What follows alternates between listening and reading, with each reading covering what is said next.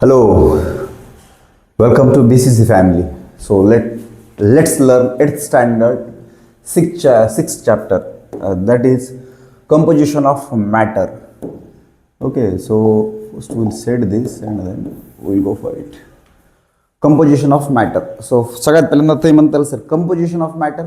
Matter काय ते आम्हाला सांगा. What is matter? मॅटर काय? तर मॅटर काय म्हणता येईल आपल्याला? Anything which occupies space and which has some weight. अशी कुठली पण वस्तू जी की जागा व्यापते आणि जिला काहीतरी वजन असतं त्याला आपण मॅटर म्हणणार. म्हणजे मग काय, या जगामध्ये सगळीकडेच मॅटर आहेत. Okay, so you got matter. What is matter? So what are the various states of matter? मॅटरचे वेगवेगळे अवस्था कुठल्या आहेत? सगळ्यात पहिल्यांदा मग आपलं solid, liquid and gases. Solid, liquid and gases are the 3 states of matter. Okay, solid त्याला आपण स्थायू म्हणणार, लिक्विड त्याला आपण द्रव आणि गॅसेस वायू म्हणणार. Okay, so what are the smallest particle of matter called? मॅटरचा सगळ्यात छोटा जो काय पार्टिकल असतो त्याला काय म्हणतात? Smallest particle. सपोज आता याला वस्तू ही जे काही इट इज मॅटर. का मॅटर आहे? याला काय मॅटर म्हणणार आपण? Because anything which occupies space and which has some weight. ही आपण त्याची व्याख्या सांगितली की अशी प्रत्येक वस्तू जी की काय आहे, जिला वजन आहे आणि जागा व्यापते. तर हा स्टायलस जागा पण व्यापतो आणि याला काय वजन पण आहे. समजा मग हे मॅटर आहे, मॅटरचे मी 2 तुकडे केले, पुढे त्या 2 तुकड्याचे तुकडे केले, असे तुकडे तुकडे तुकडे तुकडे करत गेलो तर सगळ्यात छोटा तुकडा ज्याचे की पुढं तुकडे होणार नाहीत त्याला आपण काय म्हणणार? It is called as the matter.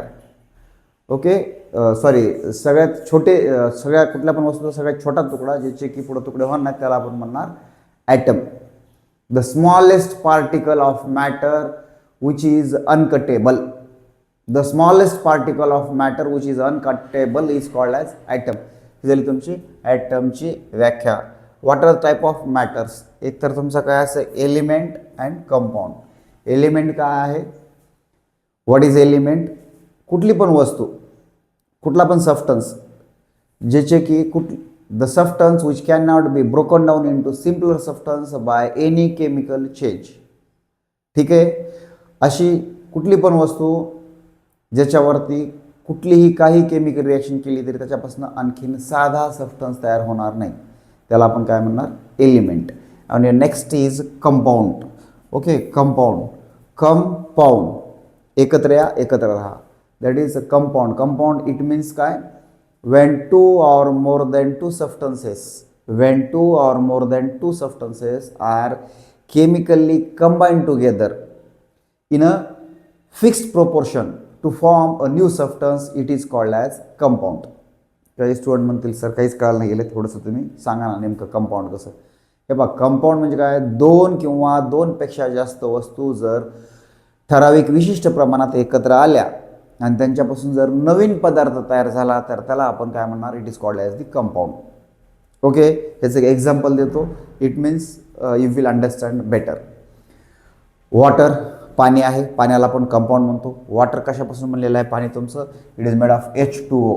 H2O 2 hydrogen आणि 1 ऑक्सिजन. 2 हायड्रोजनचे गुणधर्म काय आहेत? Hydrogen it catches fire. Hydrogen ज्वलनशील आहे. आणि ऑक्सिजन इट सपोर्ट्स बर्निंग. ठीक आहे, जाळ लागण्यासाठी ऑक्सिजनची आवश्यकता असते, गरज असते. पण याच्यापासून तयार झालेला कंपाऊंड जे आहे H2O कंपाऊंड तयार झालं वॉटर, जळतो का? नाही. जळण्यास मदत करतो का? नाही. म्हणजेच कंपाऊंड काय? 2 किंवा 2 पेक्षा जास्त वस्तू, 2 वस्तू एकत्र आलेल्या आहेत विशिष्ट प्रमाणामध्ये, म्हणजे हायड्रोजन 2च लागतील, ऑक्सिजन 1च लागेल, आणि यांच्यापासून काय तयार झाला? कंपाऊंड वॉटर, जो की त्याच्या मूळ गुणधर्मापेक्षा पूर्णपणे वेगळे नवीन गुणधर्म असतील. Okay, so it is what are the differences in ice, water and steam. Ice म्हणजे काय? सॉलिड स्टेटमध्ये आहे पाणी. वॉटर म्हणजे लिक्विड स्टेटमध्ये आहे. आणि स्टेम म्हणजे काय? गॅसेस स्टेटमध्ये आहे पाणी. Okay, that is the difference. परत आणखीन काय डिफरन्स सांगायचे म्हटलं तर की सॉलिडमध्ये पार्टिकल्स खूप जवळजवळ असतात, लिक्विडमध्ये थोडेसे दूर दूर असतात, आणि गॅसेसमध्ये एकमेकांपासून खूप दूर असतात. Okay, what are the type of matters? सांगितलेले elements and compound, these are the two types of matters. Okay, so let's move to next slide. Elements, moment of just a minute, moment of particles and states of matters. Vibrations only, slow, एक experiment करायला सांगितलेलं आहे आणि त्याप्रमाणे moderate, slightly, व्हेगरसली, fast आणि fast random movement. बघा, container जर खूप छोटा असेल तर मधले पार्टिकलची तितकी मुवमेंट होणार नाही. कंटेनर थोडं मोठं असेल तर थोडी थोडी मुवमेंट होईल. कंटेनर आणखीन जास्त मोठं असेल तर मुवमेंट फार जास्त होईल. खूप मोठं असेल तर आणखीन जास्त. ते त्यांना तुम्हाला सांगायचं का याच्यामध्ये सॉलिड, लिक्विड, गॅसेस. सॉलिडमध्ये मुवमेंट बिलकुल नसेल मधल्या मॉलिक्युल्स किंवा ॲटमची. लिक्विडमध्ये थोडीशी जास्त असेल, त्याच्यामध्ये त्याला आपण फ्लुइड म्हणतो. गॅसेसमध्ये त्याच्यापेक्षा जास्त असेल, सगळ्यात जास्त मुवमेंट गॅसेसमध्ये असेल, त्याला पण आपण फ्लुइड म्हणतो. What is fluid? तुम्ही म्हणता सर लिक्विड म्हणजे फ्लुइड नाही, वाहणारा पदार्थ. The substance which flow is called as fluid. The substance which flow, जो वाहतो, पाणी वाहतं, हवा वाहते, तर त्याला आपण फ्लुइड म्हणतो. सो इट इज, याच्यात त्यांनी काय हे दिले सॉलिडमध्ये काय particles, very close particles, strong attraction, fix shape and volume, हे सॉलिडचे गुणधर्म. लिक्विड मॉडरेट डिस्टन्स, थोडंसं मिडियम अंतर असतं, moderate attraction, fixed volume, no shape. गॅसमध्ये large distance, weak attraction, no fix shape or volume. Okay, so it is your solid, liquid and gases. Let's move to next slide.